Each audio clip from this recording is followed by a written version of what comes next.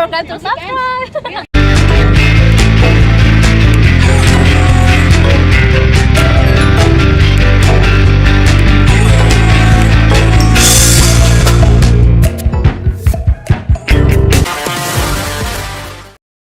So I've started to document my journey as a coach.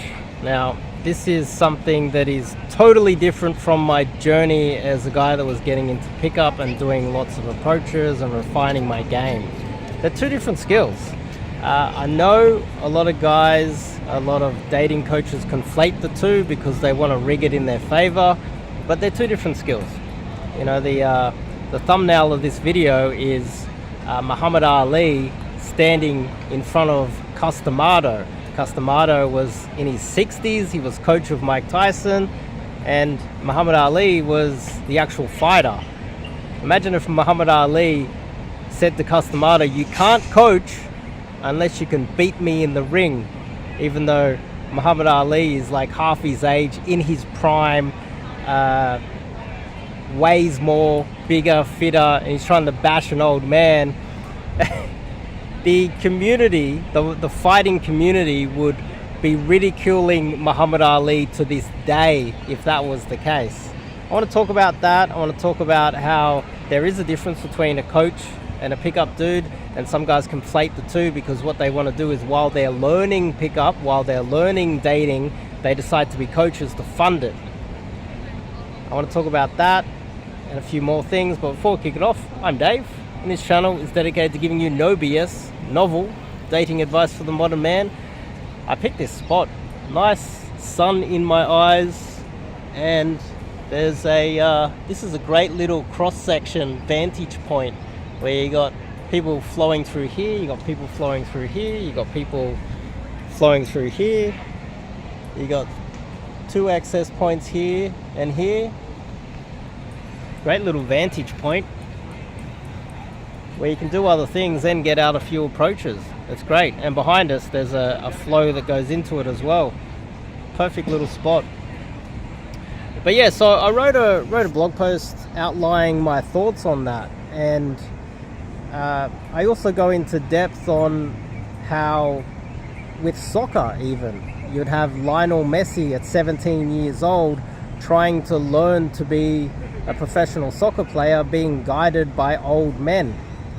Imagine if in the soccer community they said to a 60, 70-year-old coach like Jose Mourinho, "Hey, you can't be a coach. Where's your how many goals have you kicked for Manchester United lately, or Barcelona?" Well, maybe when he was younger he was a good soccer player, but there is a difference between a coach and a guy that is actually playing in that moment. And I'm not saying this in a way that negates my skills when I was younger as well. You can read my book, The Disabled Casanova. I've had a few hip replacements since then. I'm a little bit older, I'm in my mid-40s. You can't really expect me to be gaming on the same level as I was in my 20s or even early 30s. They're just two different things. Even in boxing, they have weight classes for a reason. You know, another metaphor could be a heavyweight trying to pick a fight with a lightweight. You know, and as you get older, you become a lightweight. You know, that's just the reality of game.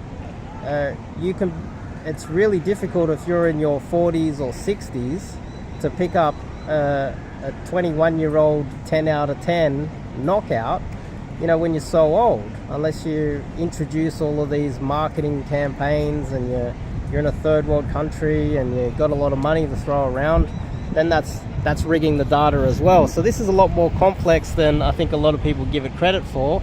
But a lot of the black pill guys, they say that looks are everything, but they're not everything, they are a factor. It's the same as Muhammad Ali meeting Customado. They don't expect Customado to knock out Muhammad Ali. And also, as he got older, this guy never really became a good coach, did he? How many world champions has Muhammad Ali produced since he retired? 0.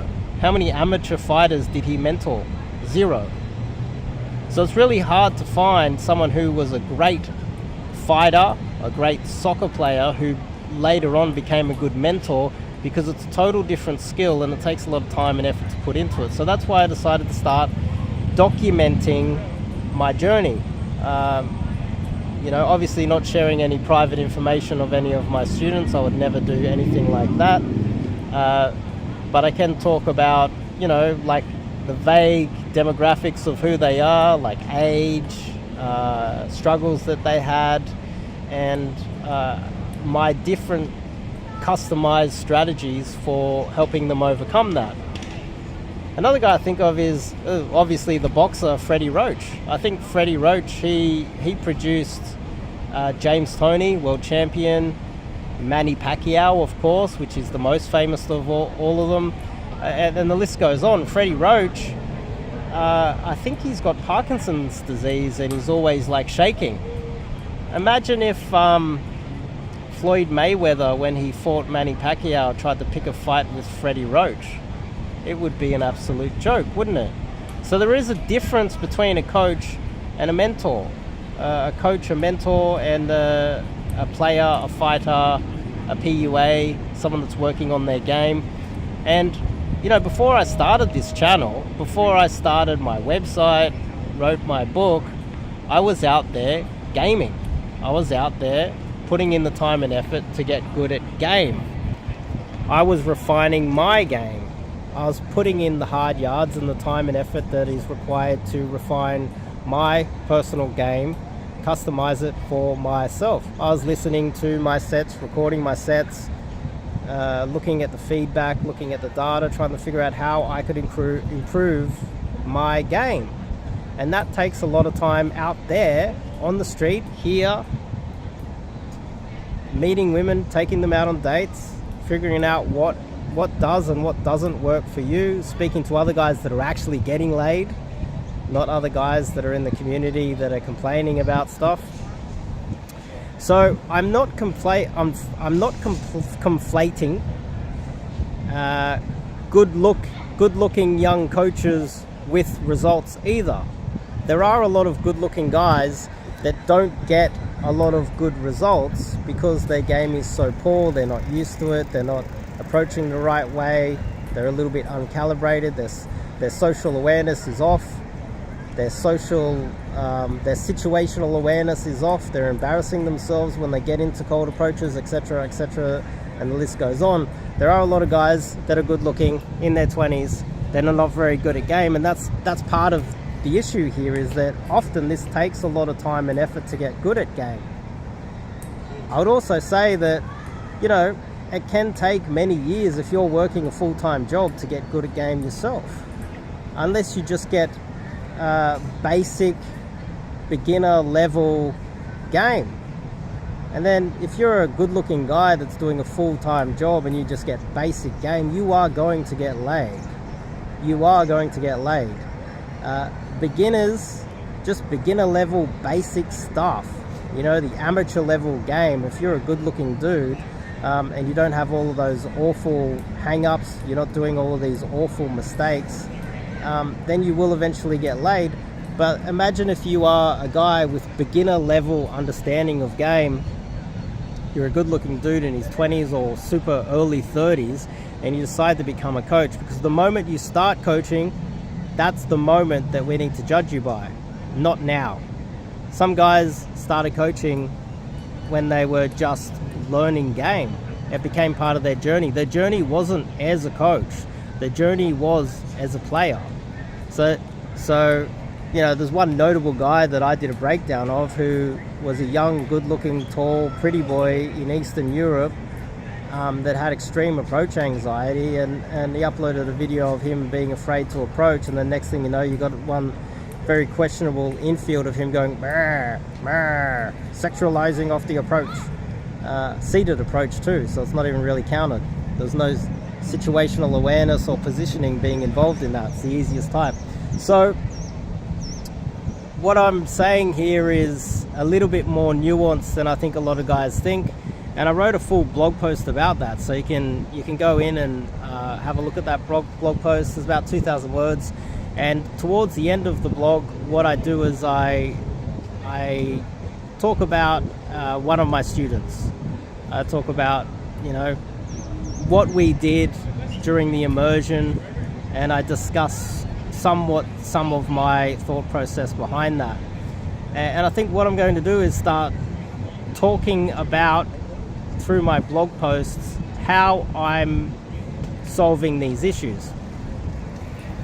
And part of the beauty of this is that these are novel things that I dare say most of you guys haven't heard of. My strategies are very novel and individual, and they're my ideas. They're not copy pasted from anyone else.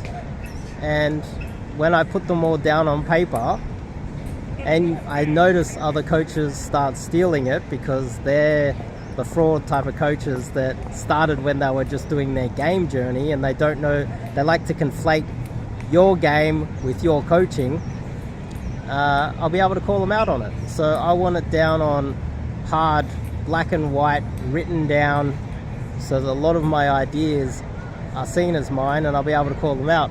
So that will also give me some drama as well. I can point out the drama and hopefully that will get some more clicks, because I had a guy in the comments, some video game nerd, saying, oh, doing videos day on day, getting this many views is a waste of time, LMFAO or whatever.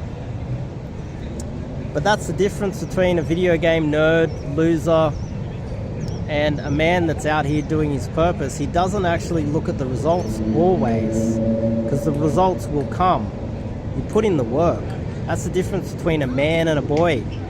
A man turns up every day, even for 30 views per video, and keeps smashing it out, knowing that eventually, if he is who he says he is, will eventually get the rankings in the system, get the recognition that he deserves. You put in the time and become that person. You don't talk shit and pretend to be that person, which a lot of people do. So there are people out here that are actually taking the action, putting in the time and effort.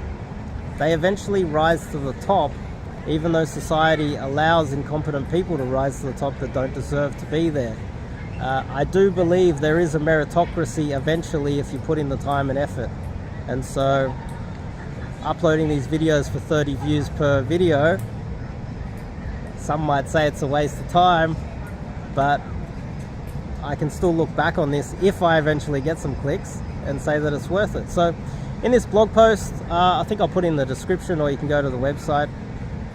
I'll if I put it in the description, hopefully I have time to do that, and I'll you can have a little look at that. The first part is really just discussing the most obvious thing, which I think the dating industry conflates, is that there's a difference between a coach and a player.